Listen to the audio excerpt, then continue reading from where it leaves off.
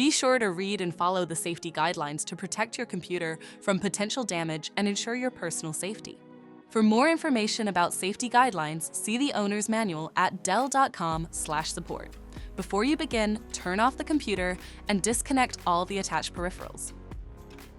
To remove the solid-state drive 2230, loosen the 2 screws on the back of the base cover.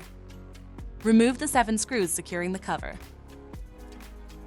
Pry the cover away from the recess points near the hinges to lift it off the system. Find and unplug the battery cable. Identify the solid-state drive and remove the screw. Loosen the screw on the right side of the drive and lift it out of the system. Flip the drive over and remove the screw.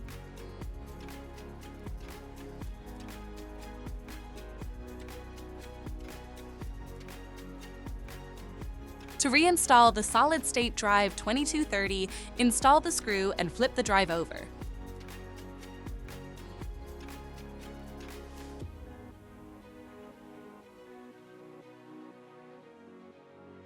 Place the drive back in the system and tighten the screw on the right side.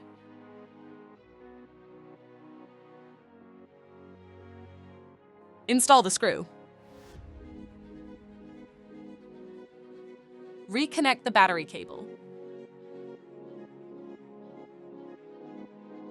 Place the base cover back on the system and secure it with the 9 total screws.